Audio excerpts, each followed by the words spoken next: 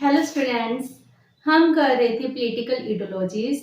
पहले हमने लिबरलिज्म किया और आज हम करने जा रहे हैं socialism. This is also the political ideology. Socialism का मीनिंग क्या है? वैसे तो इसकी बहुत सारी डेफिनेशन दी गई हैं। क्योंकि सोशलिज्म को हर एक ऑथर ने, फिलोसफर ने अपने वे से डिफाइन किया है, लेकिन जो कॉमन सोशलिज्म की डेफिनेशन मानी जाती है उसमें ये माना जाता है कि सोशलिज्म का मीनिंग है कि जो देश की वेल्थ है, मीन्स ऑफ प्रोडक्शन है, लैंड है, लेबर है, कैपिटल है, जिस सब सोसाइटी के हैं, सोसाइटी में स्टेट के हैं, इस पे किसी एक पर्सन का कोई राइट नहीं है, इसमें पूरी सोसाइटी का ही राइट है।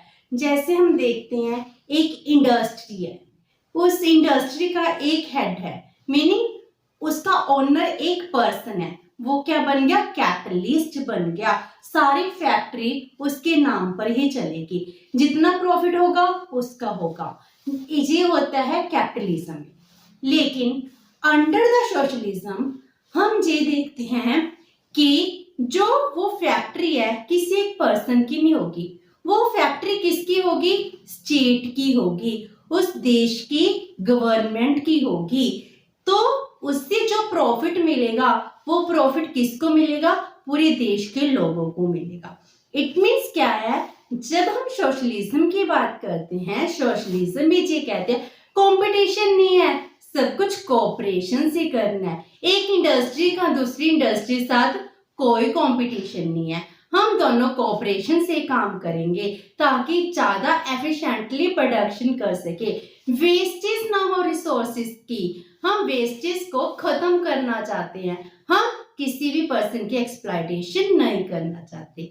तो कैपिटलिज्म के अंगेंस्ट क्या आता है? सोशलिज्म। जो सोशलिज्म की आइडियोलॉजी है ये इकोनॉमिकल एंड पॉलिटिकल आइडियोलॉजी है। इकोनॉमिकली क्यों? क्योंकि प्रोडक्शन, वेल्थ किसका पार्ट है? इकोनॉमी का। और पॉलिटिकल आइडियोलॉजी जे डायरेक्टली किसी को इम्पैक्ट कर रही है? एक स्टेट को।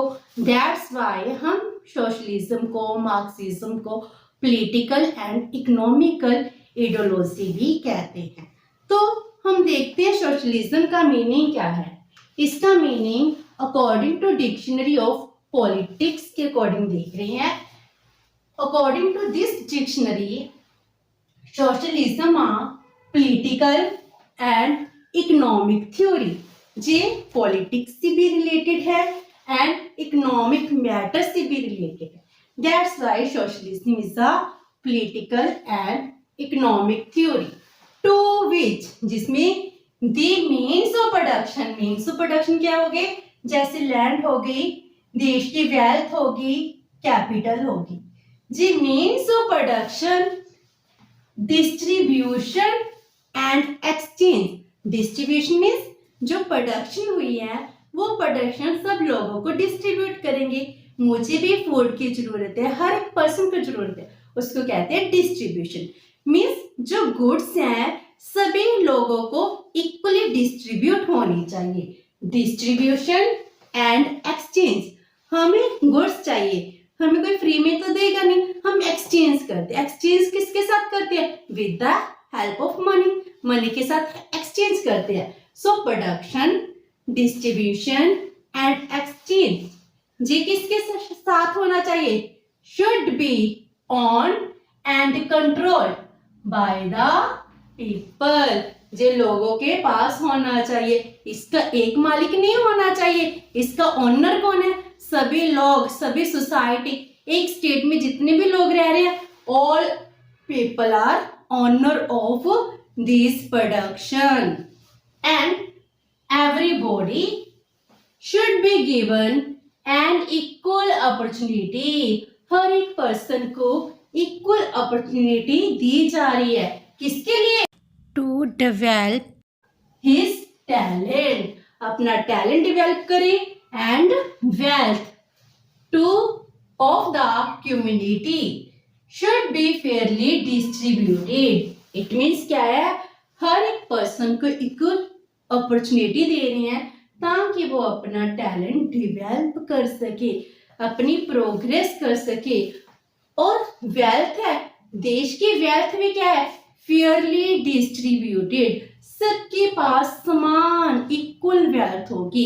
ये नहीं है एक तरफ ऐसे लोग हैं जिनके पास बहुत ज्यादा वेल्थ है, देश के 40% 50% वेल्थ उनके पास है, और दूसरे पास से वो लोग हैं जिनकी बेसिक नीड भी फुलफिल नहीं हो रही। ऐसा नहीं होना चाहिए। ये सब कुछ किस में होता है, कैपिटलिज्म में होता है। लेकिन अंडर द सोशलिज्म सबको इक्वल राइट है। अगर कोई गरीब फैमिली में पैदा हुआ है तो उसका क्या कसूर है, तो उसको भी इक्वल अपॉर्चुनिटी मिलनी चाहिए, उसकी वेल्थ इक्वल होनी चाहिए। तो सोशलिज्म क्या है, इसमें कह रहे हैं समाज के जितने भी लोग हैं ऑल आर इक्वल, और इनको इक्वल राइट मिलनी चाहिए।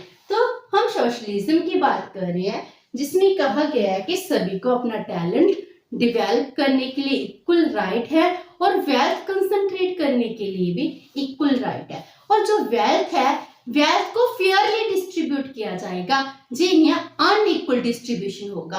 अनइवन डिस्ट्रीब्यूशन नहीं, हम सबको इक्वल डिस्ट्रीब्यूशन देंगे। जो जितना काम करेगा उतना ही वो वेजेस गेन करेगा, क्योंकि ऑनरशिप किसके पास है, स्टेट के पास है। तो सभी के सभी पर्सन किसके पास काम करेंगे, एक स्टेट के अंडर काम करेंगे।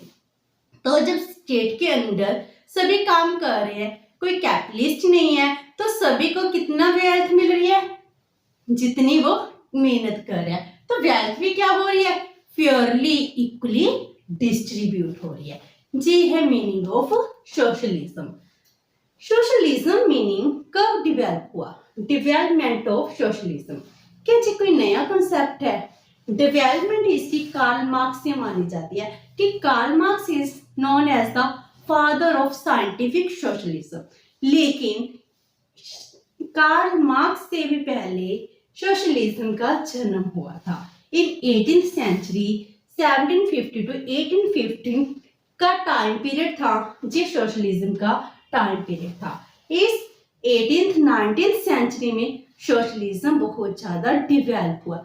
आज के मॉडर्न टाइम में भी सोशलिज्म बहुत ज्यादा डिवेल्प हो रहा है। तो सोशलिज्म क्यों क्रिएट हुआ? यूरोप में क्या हुआ, इंडस्ट्रियल रेवोल्यूशन हुई। इंडस्ट्रियल रेवोल्यूशन का मीनिंग था इंडस्ट्री सेक्टर की ग्रोथ हुई। उसमें वर्कर भी थे, वर्कर काम कर रहे थे, लेकिन उनको कम वेजेस दे रहे थे। जो इंडस्ट्री के मालिक थे वो क्या थे, कैपिटलिस्ट थे। तो जो इंडस्ट्रियल रेवोल्यूशन हुई उसने किसको पॉपुलर कर दिया, कैपिटलिज्म। इट मीन्स कैपिटलिज्म की ग्रोथ हुई, बहुत लोग कैपिटलिस्ट बन गए। अगर देश की वेल्थ है, वो ये देश के मान लो वेल्थ है, ये सारी वेल्थ सिर्फ 2 to 3% लोगों की। सारी वेल्थ कितनी, इतनी सारी वेल्थ 99.5% वेल्थ है वो 2-3% लोगों के। बाकी जो ये वेल्थ रहेगी 97-98% लोगों की है। तो इसमें क्या हो गया, इतनी सारी पॉपुलेशन है, इसकी बेसिक नीड्स भी फुलफिल नहीं हो रही हैं। सारी वेल्थ इन लोगों के पास चली गई, जी बहुत ज्यादा रिच हो गई। तो इससे क्या होगा, इससे हुआ क्या कि यूरोप में इंडस्ट्रियल रेवोल्यूशन के साथ कैपिटलिज्म ग्रो किया, साथ में एक्सप्लॉयटेशन भी इंक्रीज कर गई, वाइड डिस्पैरिटीज ऑफ इनकम हो गई, और एक्सप्लॉयटेशन ऑफ लेबर क्लास हुई। क्यों? क्योंकि इन लोगों के पास बहुत सारी इनकम है, और जो दूसरे लोग हैं उनके पास बेसिक नीड सब्सिस्टेंस वेजेस मिल रही हैं, इसीलिए वाइड डिस्पैरिटीज ऑफ इनकम होगी। तो जी क्लास क्या कर रही है, जो कैपिटलिस्ट क्लास है, हैव्स क्लास है, जी इसको एक्सप्लॉइट कर रही थी। तो इसीलिए क्या हुआ, सोशलिज्म का जन्म हुआ। तो कैपिटलिज्म है, कैपिटलिज्म में इंडिविजुअलिज्म की ग्रोथ हुई। इंडिविजुअलिज्म कैसे, जैसे नेगेटिव लिबर्टी की थी। नेगेटिव लिबर्टी में क्या था, whatever I want to do I can do without any restrictions. तो स्टेट तो इंटरफेयर करेगी नहीं।